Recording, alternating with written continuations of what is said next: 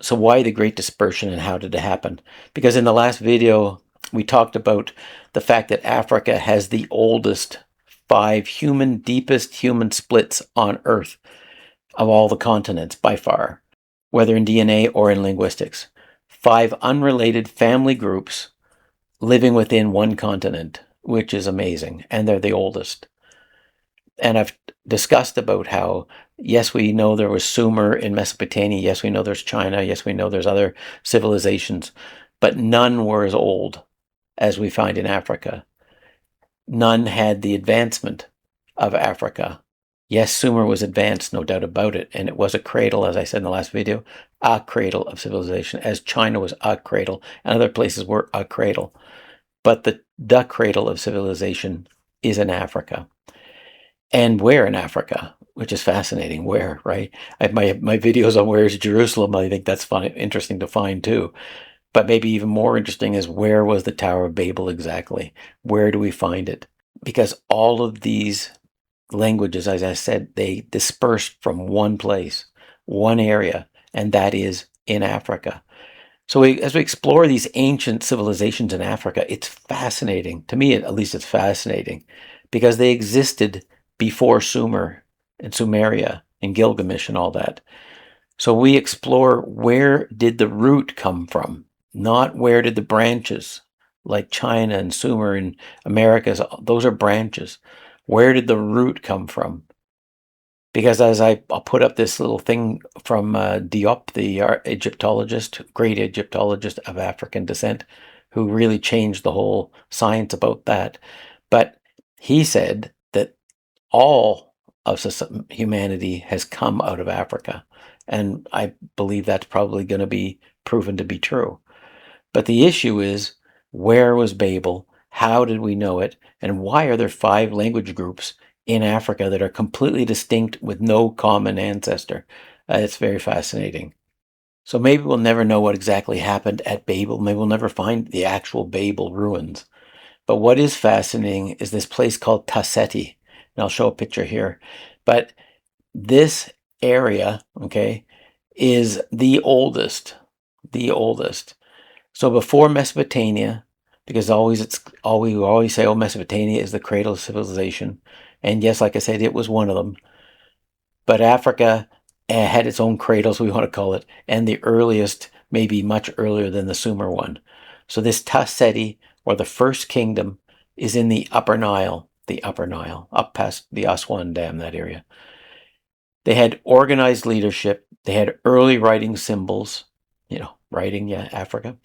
And they had warfare, trade, and administration. This is before Egypt was founded. This is Ta-Seti. And it's considered to be maybe the earliest kingdom in human history. Kingdom. We're not talking where someone might have, had an axe or two somewhere in the world, but actual kingdom. It's the earliest kingdom in human history. And of course, what were they in that area? They were African, right? And then this Nabta Playa, which is famous for ancient astronomy, the first place for astronomy that they can find in southern Egypt. Stone circle aligned with the solstices, like we have in Britain and all over the world, and these monuments to the sun and astronomy and that type of thing. But it's pre-Sumerian astronomical knowledge. Okay, so when you'll see people say, oh yes, Sumer started math, Sumer started first city-state, Sumer started civilization, Sumerian and the Mesopotamia, they started languages and all this kind of stuff. And I'm going like, no. The oldest are in Africa, Ta-Seti, which I just mentioned, and this Nabta Playa, for astronomy, the earliest that can be found in the world. One of the earliest astronomical sites in the world that they can find. And then we can look at Kerma, which was another forgotten metropolis.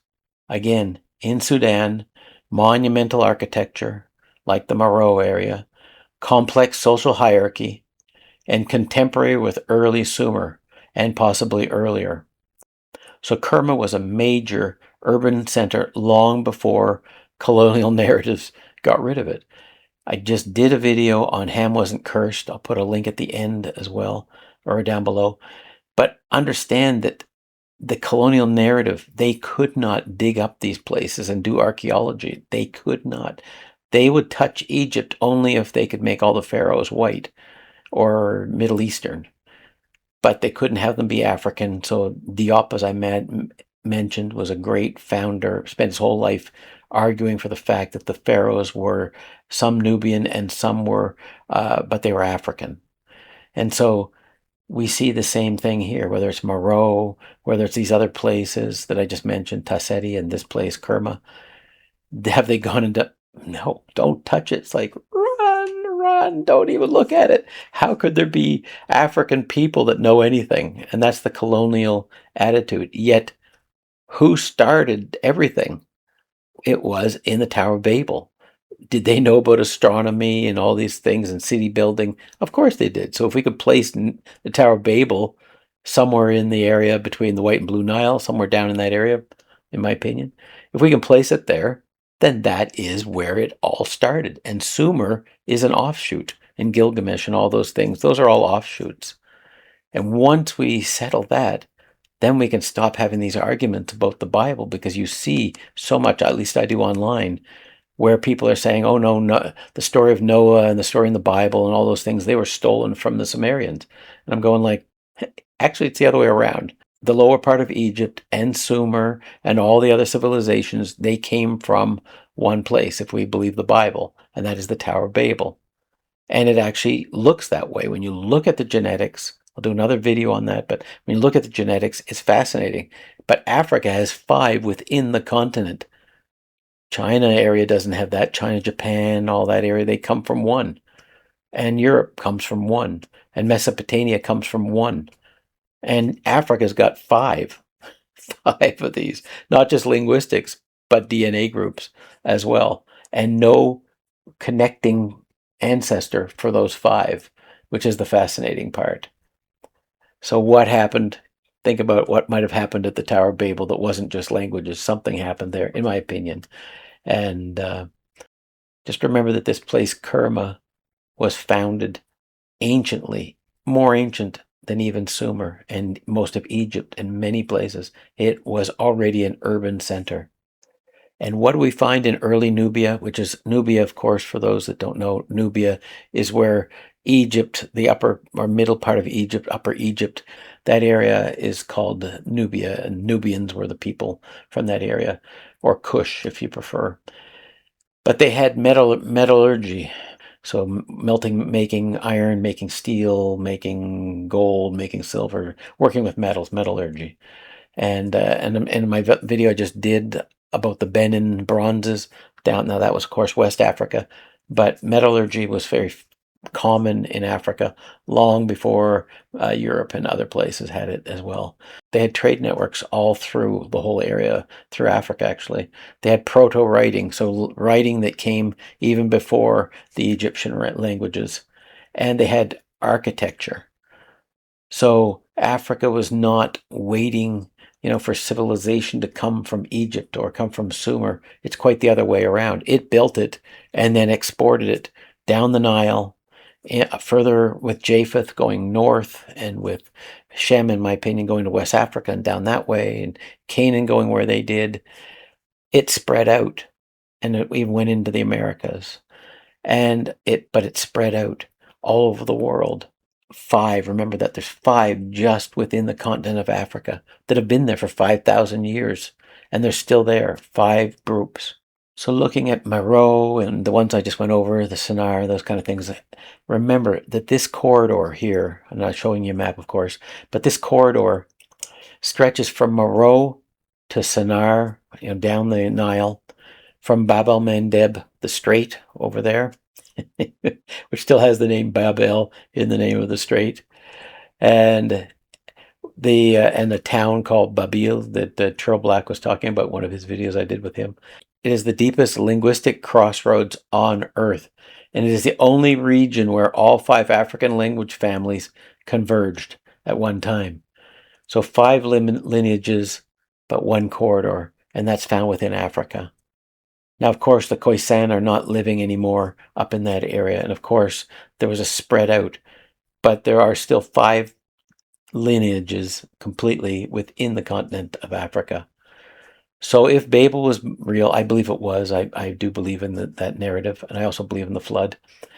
But this is the only place in the world that has the fingerprint that can show this spreading out, that can show that this kind of thing happened. So remember, and go look into this, science cannot explain why Africa contains 5 unrelated language families with no detectable ancestor. They can't explain it. They can trace things from Japan and Koreas and Philippines and all the Asian areas. They can trace the European ones, but in Africa, they cannot figure out how they have these 5 separate, completely separate language groups within the continent. They also cannot explain, as I said, the DNA and how there can be 5 lineages with no detectable ancestor within the continent. So normal evolution, because when you look at evolution, what do they say? That starts with one and that just spreads out. But it doesn't work here. There's 5 and there's no spread out in the sense that they don't have a common ancestor, a common place that you can track back to. So geography can't explain it because they're also on the one continent, right? Something must have happened. In my opinion, something sudden happened to them that caused this great dispersal and this great change. There's no shared linguistic ancestor. There's no shared DNA ancestor for the 5 groups that are in Africa. Though they might look all the same to a European, maybe looking at them. I think the people in Africa can determine what group they're from. I do believe that. But this is not normal linguistic or even DNA evolution. Something happened, and I think then it gives us some credibility to look at the Tower of Babel and what did the Father actually do to the people that caused the languages to switch. And maybe some remnant of that, in my opinion, can be found in the DNA. Not showing that one DNA lineage is superior to another, because I don't think that they are, actually. But that there was this change. Something happened to confound the languages and confound the people and make them leave one another and split. And once they were split, they didn't mix that much. At least in Africa, they did not. So there was a fracture at the Tower of Babel, absolutely. We see that, or at least I believe that, like I said. But what does it mean? How did it happen? Was it something supernatural? Was it caused by the Father or something that we can't understand? Was it just social? People fleeing away? Was it something political? Was it climactic? Was it biological? But if humanity originally spoke one language, and think about that, there was one language, that's what we understand from the Bible, the language of Adam.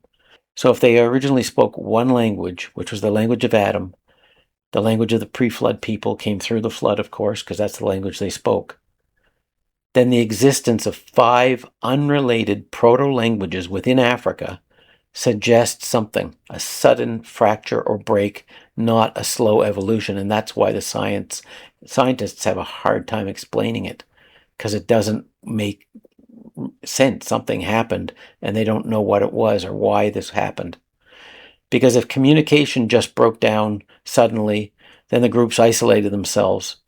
But how does that explain this divergence? It can't. There still would be the common ancestor, the common DNA, all those common things.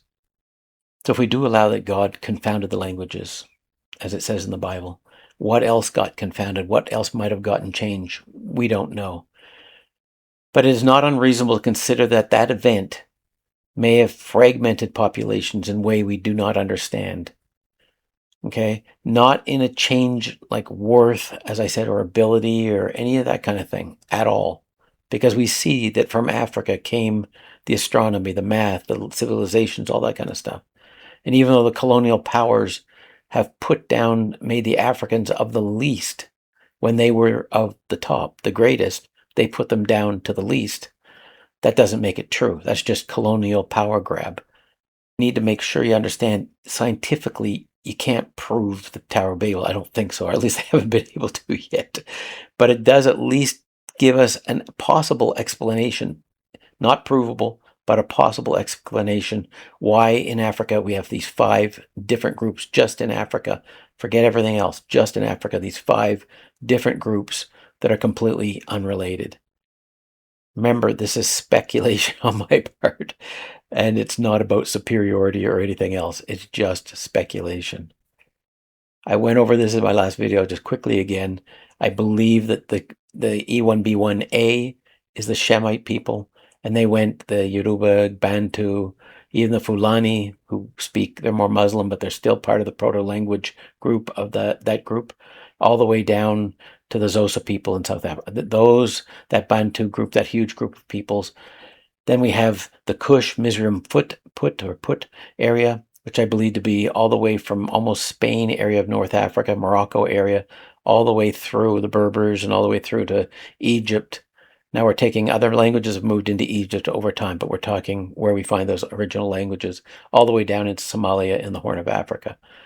In the interior Nile, in the Sudan, southern Ethiopia, Sudan, Kenya area, the AB type for DNA. That's my belief. I'm not positive on that. That's just my belief. In the deep south, we have the Khoisan people who are AO and AO1. And they speak Khoisan as the click languages. And then we have the rainforest people, the pygmy people, who are of a B2. Yes, they speak a language that is part of the Proto-Niger language group, the Bantu type languages, but they have an underlying language that linguists have found that is much older, and they've just taken up the other languages of the people around them. Same as the Xhosa people, I guess, use the clicks, and you can correct me on that, but of the Khoisan people, but the language is still the Khoisan language. That even though the Bantu picked up some of it, but the origin of it comes from the Khoisan. So if Babel was in the Sudan, Ethiopia corridor, that area that I've been putting out, the Shinar area, then the groups who migrated north into Mesopotamia and all through the world would have also founded Sumer, which makes sense. So that would make, as I said, southern Egypt, the Egypt that we know, into Sumer, all up into Greece, China, all those areas, that they were founded after the Tower of Babel. Just slightly, but just after. So Sumer would be a branch of the dispersion, which is why Sumer has one DNA group and it has one proto-language group. And so this dispersal throughout the world, of course, is fascinating. But remember, there were 5 just within Africa. So as I've shown, I believe that Africa is the oldest. It is the cradle and founder of civilization. It is the founder of it all. I believe where the Tower of Babel was as well. I also believe that's where Noah landed, not up in Ararat in Turkey, but be that as it may. I believe it's the Bible is an African book. So it's the oldest cradle of humanity, yet it has some of the deepest injustices. I just did a video on Ham was not cursed, but it has some of the deepest injustices, especially in the last 500 years, towards the people of Africa and African descent all over the world. And instead of, as I said, being the top where it all started, we now think, oh, it all started in Sumer, or it was Greeks that came up with all the great writings and all that. No. It was further back, and it was in Africa. So if we recognize this injustice and accept it, or don't accept it, it's not our choice, right? It doesn't matter. But it's about accuracy. And if you don't believe it, then you got to come up with the goods. You got to come up with a way of explaining these things yourself as well. I say the same thing when I'm talking to people that believe that the Levant of today is really where the Bible happened. I go, fine. If that's what you believe, then fine. But just check out Jericho, just that one place. Jericho in the Bible had walls so high they had to lower things in baskets. And they had walls. And when you go and check the ruins where the archaeology's been done on the place they call Jericho today in the Levant, no walls at the time that Joshua came in, and no walls the size where baskets had to be let down. No huge city, no place that people had to walk around. So that once that doesn't fit, then all we have to go is, okay, if that doesn't fit, then okay. And if we are open-minded as a little child, as Jesus said, then we can start to go, if that doesn't fit, then that doesn't fit, then that doesn't fit, then that doesn't fit. And if we're willing to go there, then we can learn. And if we're not, we are blinded and we close ourselves off, and that's the end of the story. But if we are open to look, and it doesn't mean what I'm saying is factually true, I'm just saying look at the evidence yourself, go study it out, go look it up online, go figure it out, because you can, I can, and we can all figure it out. It's there for us for the taking. What did Jesus say? Knock and it'll be open, seek and you shall find, ask. But if we already have our blinders on, oh no, Sumer is the first place. Yeah, yeah, or we have the blinders on. Oh no, no, no, the Levant, that's the Bible lands for sure. So if someone then brings in the idea that Jericho didn't have any walls at the time of Joshua, then they'll go, no, that can't be. They're wrong. The archaeologists are wrong, or the walls were taken away and there's no proof of it anymore, or maybe that it was this other town and they got it wrong, but it's just right over here, or whatever. They'll come up with all kinds of things. Or if they say, there's no showing that 1 million people went through the Sinai. There's nothing. They can't find anything to show 1 million people for 40 years in the Sinai. And that's like, no, no, no, no, can't go there. Can't go there. No, we can't do that. No, no, no, no, no. But if you go, okay, for me, once I started to see a couple things, what did I do? For me, this is just me. My first clarity for me was the animals of the Bible. It's like, okay, once I started to look, the ostriches, the lions, the leopards, the hyenas, the jackals, and the crocodiles, and those kind of things, the ivory, the gold that Solomon had. Once you start to open up and allow, then yes, you can learn. Does that mean I just did a video on where is Jerusalem? I don't personally know exactly where Jerusalem is, of course, and many people think it's all over the place. People, as I said in that video, all over so people in Africa think it's everywhere. At least 5 or 6, 7, 8 different places for sure.